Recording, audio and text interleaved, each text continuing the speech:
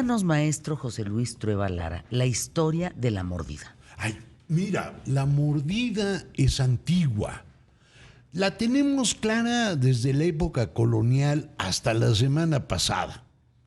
Fíjate, aunque hemos dado siempre un dinerito a las autoridades, tendríamos que pensar que la mordida no es la misma. Entre lo que pasaba antes y el tosque, güerita, ¿cómo nos arreglamos? Hay una distancia asombrosa. ¿Qué pasaba antes? ¿Cómo? Fíjate, recién fundado el país, en 1820 y tantos, surge la policía. Antes no había. Y la policía era un título honorario. Es decir, a la persona más respetada de la manzana o de un cuartel de la ciudad, se le daba la chamba de policía. Entonces yo decía, pues ¿quién es la más respetada de la manzana de Fernanda? Pues Fernanda. Y entonces te nombrábamos policía. ¡Ándale! Así. Pero a ti no creas que era un nombramiento que tú agradecías. Por supuesto, aumentabasle la madre al mandamás de la ciudad después de tamaño Sí, qué bronca favor. que tú no tengas esa profesión y que seas el guardián sin experiencia. Y sin armas. Y deje eso. Ándale. Además te tenías que hacer cargo de una serie de cosas que la verdad es que han de haber quitado mucho tiempo. Estabas a cargo del ornato de tu manzana, estabas a cargo de que prendieran las luces, de que no tiraran basura, de que los de la tienda de la esquina pagaran sus impuestos, estabas a cargo de todo el negocio. Y por supuesto, tenías derecho a multar. Si tu vecino tiraba la basura o si el tendero no hacía tal o cual cosa, tú, como policía de tu manzana, los podías multar. Y ahí estaba tu sueldo.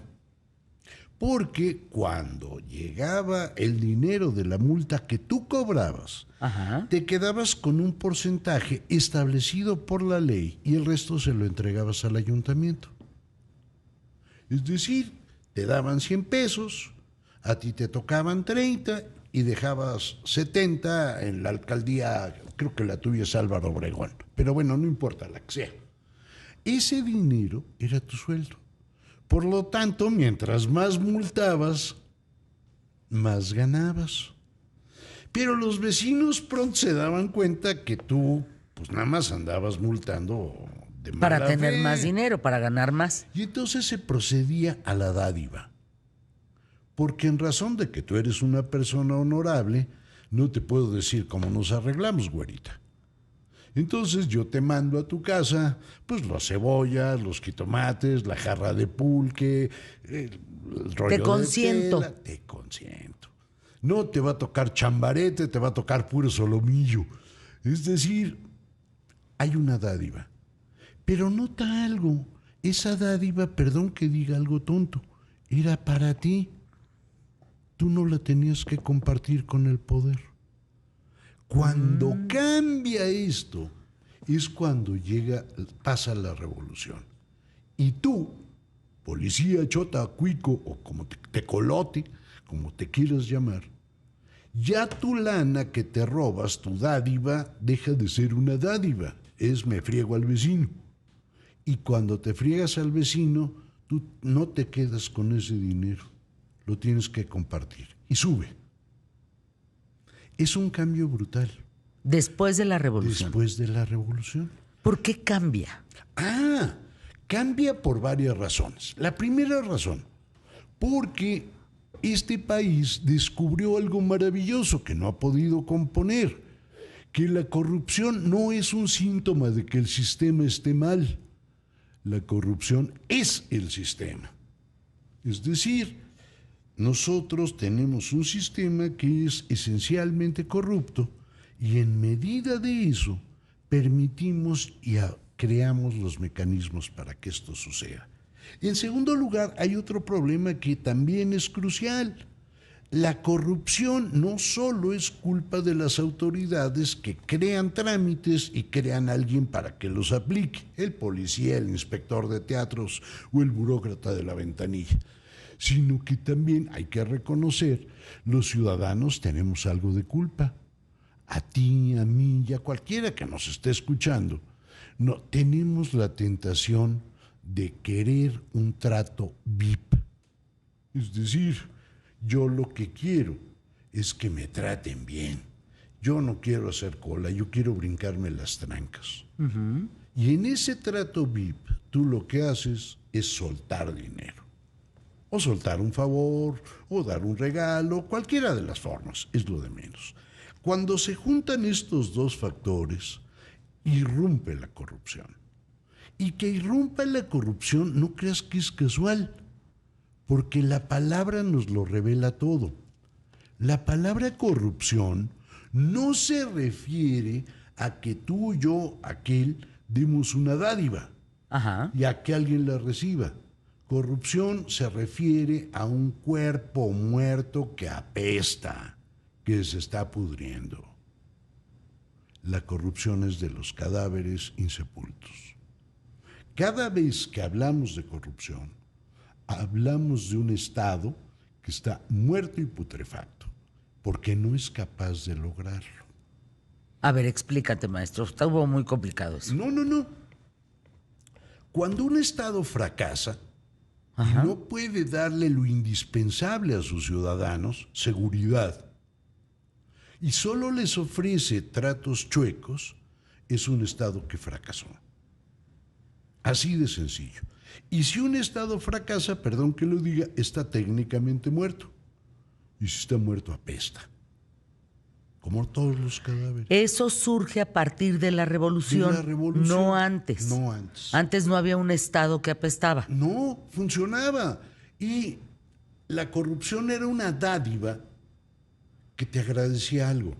Yo te agradezco que tú cuides mi manzana y te mando 3 manzanas o unas mandarinas. Eso es diferente a lo otro. Porque, ojo, en el caso de la policía, la corrupción surge como una trama bien organizada, como una trama criminal, no como una dádiva. Me explico. Imagínate que tú, en vez de ser como eres chota o cuica. Lo primero que tú necesitas es tener un buen lugar para trabajar. Y entonces yo soy el comandante. Y tú me dices, oye, pues, pórtate bien. Dame una buena esquina, dame un buen lugar. Un buen lugar es donde hay mucho tráfico, donde hay muchos comercios, donde se cometen ilícitos. Y entonces yo te lo doy. A cambio de darte esto, se crea desde los años 20, es decir, hace 100 años más o menos, una cosa que se llamaba el derecho de crucero. Yo quiero tal esquina, yo te la vendo. Es más, esa esquina que yo te estoy vendiendo para que vayas a morder como chota, te la vendo dependiendo de qué tipo de chota eres. Si eres de a pata, te la vendo a peso. Si eres de moto, ya cuesta 5. Y si eres de patrulla, cuesta 10. Y tú me tienes que reportar diario esa cantidad. Aquí el tema, José Luis Trueba, es cómo empieza esta cadena, porque hay países en donde esto no se gesta. ¿Ah, no? No hay manera. ¿No?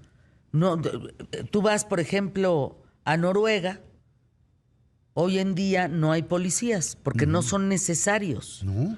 ¿Por qué la figura del policía es la que sufre más las consecuencias de la corrupción, hablando de mordidas? Por 2 razones que nos salieron carísimas. Porque el policía tenía la facultad de aplicar la ley y ser juez, parte y verdugo. Te pasaste el alto, yo te agarro, yo te condeno y yo te multo. Eso es un poder que nada más tiene un juez. Y él, sin ser juez, te daba eso. Cuando ocurre este fenómeno, te agarro y te multo, tú tienes que encontrar una salida. Y yo te la doy. Entonces, ¿qué, güerita? ¿Nos arreglamos o no? ¿Cómo lo arreglamos? Cuando esto sucede, se abre la puerta a la corrupción. Pero se establece una corrupción, insisto, como un sistema que sube. Tú me das a mí que soy tu jefe, y yo así va subiendo hasta que llega hasta arriba, arribota. Y entonces, esta corrupción no solo tiene esta cualidad, sino que de pilón está perfectamente regulada. A ti te toca caerte con tanto. Son reglas perfectamente claras. Es más, no importa si tú estás capacitada para cumplir o no las reglas. Te cuento una historia real para que te des una idea. Ajá. Yo conocí a un policía heroico de la época de Durazo, ya te imaginarás la limaña, pues. O sea, abrías la coladera y salía el Copetes, así le decían. El Copetes. El Copetes. Muy bien. Popularmente conocido como Antonio Paz. Tenía una cantidad de hijos brutal, era verdaderamente un terror el Copetes. El Copetes trabajaba en la Chota y se refería a Durazo como mi general Durazo, ni más ni menos. Y él, su mayor anhelo era tener una buena esquina y ser motociclista. Ajá. Nada más que había un pequeño detalle, no sabía andar en moto. Entonces, habló con el comandante y le dijo, señor comandante, yo quiero tal esquina. Y como era consentido de Durazo, le dijeron, por supuesto, te cuesta tanto. Perfecto, tienes que dar tanto de mordida, tanto por la moto, etc. Y al otro día, preséntate por tu moto. Pues llega el Copetes y está la moto, nada más que cómo te la llevas. Entonces, lo que hacía el caray. Copetes es que le pagaba a otro policía para que le llevara la moto a la esquina. Se bajaba, apagaba la moto y se paraba junto. En 1932, según el periódico El Universal, intentaron acabar con la mordida. Las autoridades locales de la Ciudad de México contemplaron un proyecto para terminar de una vez por todas con la corrupción de policías e inspectores quienes vigilaban el cumplimiento de las normas entre los comerciantes de la ciudad. Pues sí. ¿Es la primera y única vez que esto sucede? No, ha sucedido 7,000 veces y 7,000 veces ha fracasado. Pero esta que tú refieres, la de 32, es muy probablemente la primera vez que el gobierno reconoce el tamaño del problema. ¿Me explico? Me explico. Había en aquel momento por lo menos 3 maneras de extorsionar. La primera es el inspector o el policía que le sacaba una lana al ciudadano. Da igual si era por no multarlo, por hacerse de la vista gorda o lo que sea. Una segunda tipo de corrupción que había, y muy notoria y dura, era la de los jefes policíacos contra sus empleados policías. Si tú eres un policía en aquella época, ojo de buen cubero, aquí me puede fallar por unos centavitos, tú ganabas más o menos 3 pesos diarios, 90 pesos al mes. Por el hecho de ser policía, tú tenías que darle de esos 90 pesos, 30 a tu jefe. Te quedaban 60. De los 60 tenías que pagar tu uniforme. Tenías que pagar la renta de tu arma, la renta de tus balas, la renta del garrote y de pilón, la renta del espacio que querías usar. Por lo tanto, tenías que vivir de la mordida. Y la gente empezó a protestar. Y en un tercer término, se creó una idea de cadena perpetua para los criminales. Si alguien era un delincuente y la policía lo agarraba, el chiste no era meterlo al tanque, ni mucho menos castigarlo o juzgarlo. El chiste era enrolarlo. ¿Qué quiero decir con enrolarlo? Te decían, a ver, Fernanda, acabas de sumarte a las fuerzas del orden y tú vas a robar. Y de lo que robes me das un porcentaje. Entonces tú ibas, asaltabas a tu vecino, yo recuperaba parte de lo que tú te habías quedado como botín y sorpréndete, ¿dónde crees que se vendía este botín? En el cuartel de policía. Caray.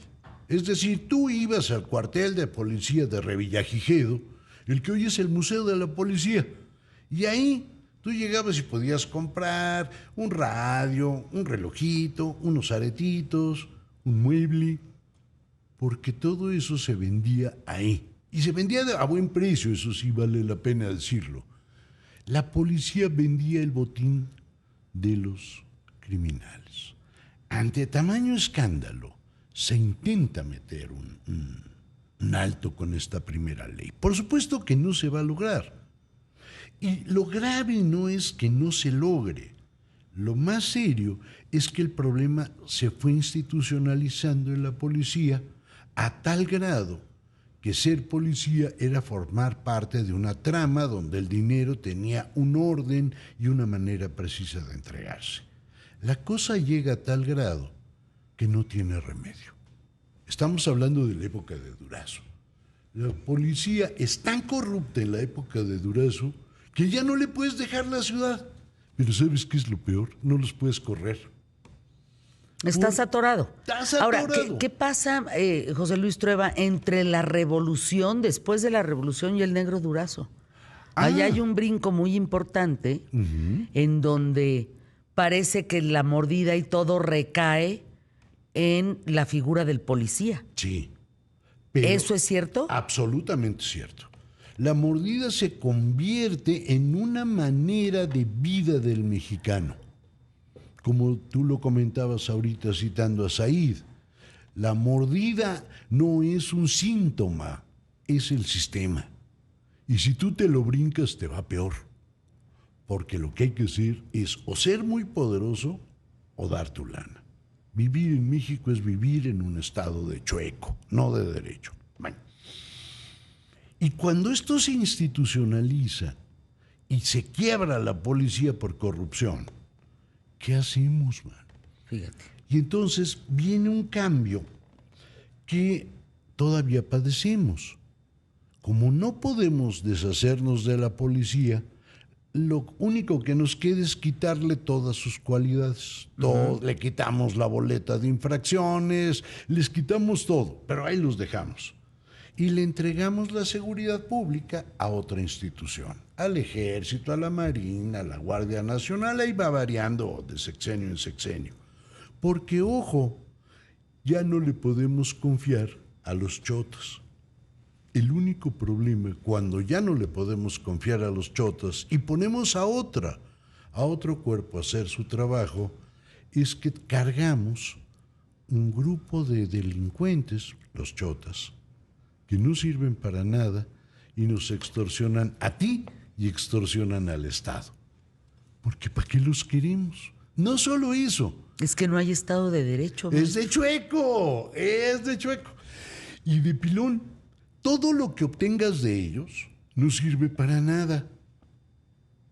Nada. Fíjate, te pongo un ejemplo bastante bobo. Tú eres ciudadana gringa y tienes tu licencia de California. ¿Por qué? Se me acaba de ocurrir California. No es por otra razón, se me acaba de ocurrir.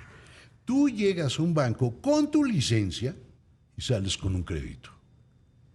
Llegas a un inmobiliario y sales con una casa con tu trinche licencia. Sí, sí, sí. Acá llega el banco. Así la ley. Llega al banco con tu licencia. No, hombre. No. Es un suplicio. No sirve para nada. No te sirve para La nada. aseguradora no te la pide si chocas. Es decir, la policía puede crear cualquier cantidad de cosas, la licencia es tan solo un ejemplo, cuyo resultado final es que es tan corrupto el asunto que aquello que expide no sirve para nada. Y entonces resulta que la cosa se pone peor, porque si bien es cierto que el Ejército, la Marina, la Guardia Nacional o lo que sea puede realizar labores de protección, ¿quién cuida lo cotidiano? Es decir, ¿quién te cuida que no te pase el alto? ¿Quién te cuida que no manejes borracha? Híjole. ¿Quién te cuida que no le pises el acelerador? Lo que quieras.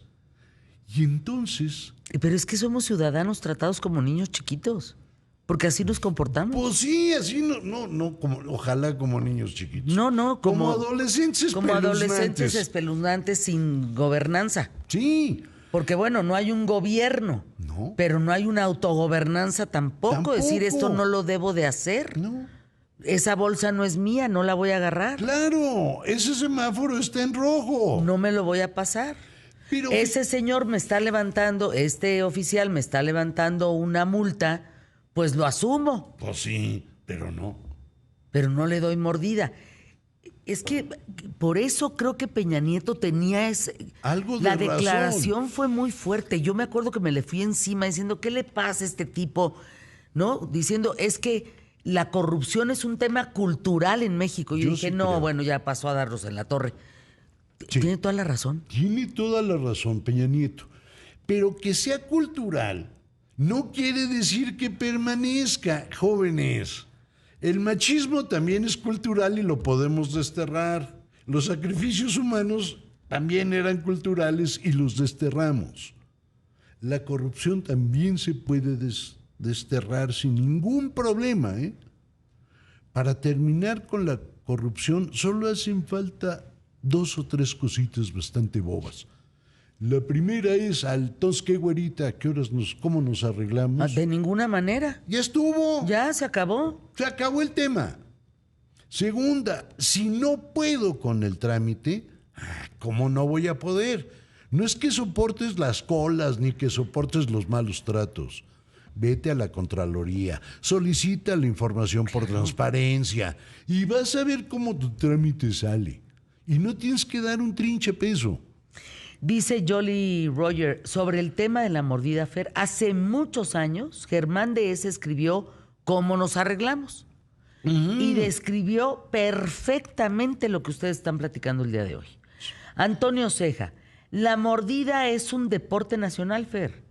En Guadalajara, la Guardia Nacional muerde a los de Uber con 500 pesos si te cacha levantando pasaje en el aeropuerto. Por turno, cada pareja de la Guardia Nacional muerde entre 30 y 50 unidades. A 500 bolas. Bueno, Está bueno. pues ahí les encargo el número. Esto es algo de lo que tenemos que trabajar como sociedad. Claro. El que está equivocado es el que te pide la mordida y tú por darla. Pero Tú lo trato debes de no es- parar. Y lo primero es no. Porque, ojo, incluso en ese cómo nos arreglamos, güerita, hay una sumisión que no se vale. Porque la güerita en cuestión a lo mejor es una mulata sensacional. Se está arrastrando para que tú le des. Y si se arrastra, se merece una arrastrada.